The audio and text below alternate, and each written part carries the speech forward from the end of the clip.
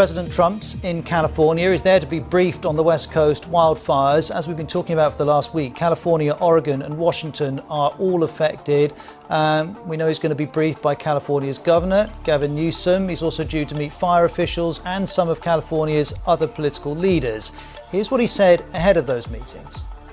This is one of the biggest burns we've ever seen, and we have to do a lot about forest management. Obviously, forest management in California is very important, and now it extends to Washington and extends also to Oregon.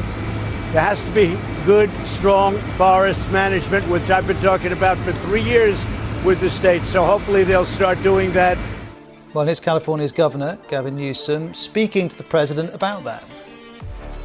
We can agree to disagree, and I appreciate your frame on the politics of this. But let me just acknowledge two things briefly, and I'll turn it back to you.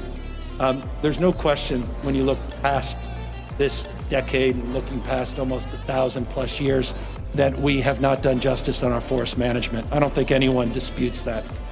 Now, it's true that the president has been talking about this issue of forest management for 3 years. Here he is at a rally in August, for example. They have massive fires again in California. Maybe we're just going to have to make them pay for it because they don't listen to us. We say you got to get rid of the leaves, you got to get rid of the debris, you got to get rid of the fallen trees. And in 2018, he tweeted about it, saying there's no reason for these massive, deadly and costly forest fires in California except that forest management is so poor.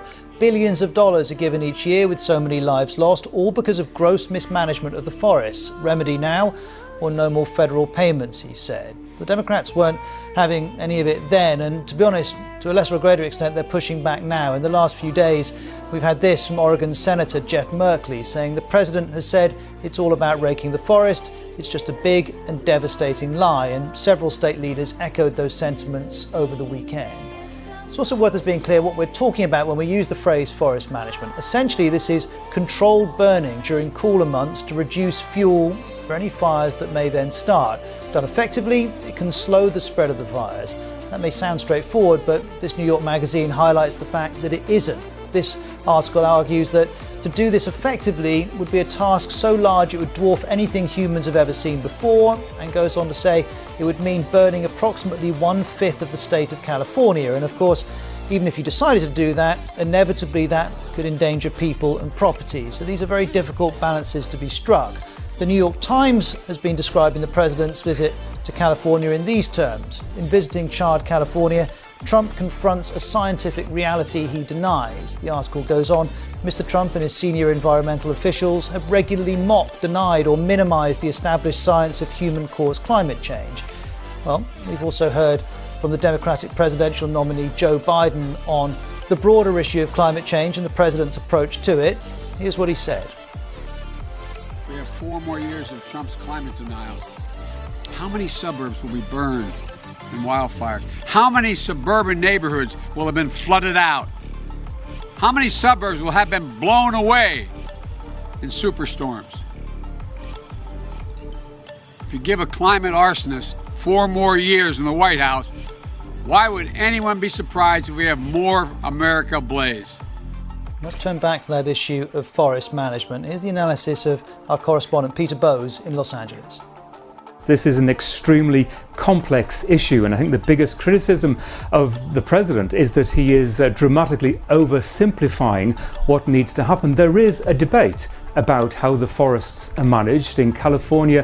Over the past many years, there's been a policy of total fire suppression. In other words, putting out all of the fires and not starting these deliberate burns that some scientists will argue there are more of these are needed to clear out the undergrowth, to clear out some of the dead trees that are standing in the forest. The beetles, the bark beetles, really take their toll. I was up in Yosemite some time ago, and it's striking how many dead trees are just standing there. And there is a valid argument, I think, that perhaps more could be done, focusing on those areas and getting rid of those trees. Where the president is strongly criticised is when he talks about brushing leaves and clearing the floors, which to most people here, especially those people who live in areas that continue to burn and are not anywhere close to a forest, that simply illustrates the fact that what the president is talking about isn't addressing the issue that affects so many people. Well, let's talk about the president and his visit to California. He won't find too many political allies during these meetings. So what in practical terms can be got done?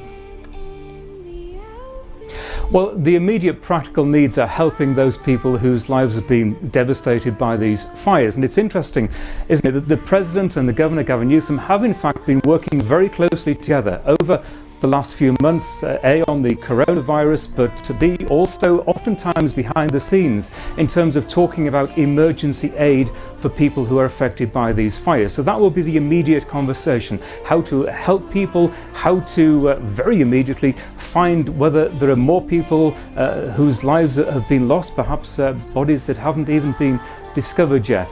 We're hoping that that doesn't amount to many people in California. There could be many more in the state of Oregon. But longer term, the debate will be about what the government, the federal government, is doing about climate change, and those California politicians, mostly Democrats, looking to President Trump perhaps for some acknowledgement that climate change has an effect on the wildfires, and some necessary policy changes. It seems very unlikely, clearly, within the few weeks remaining of the current Trump administration, that is going to happen. But looking ahead to the next few years, because this has become a political hot potato now, in terms of what California can expect in terms of bigger global policies that could help prevent these fires in the future.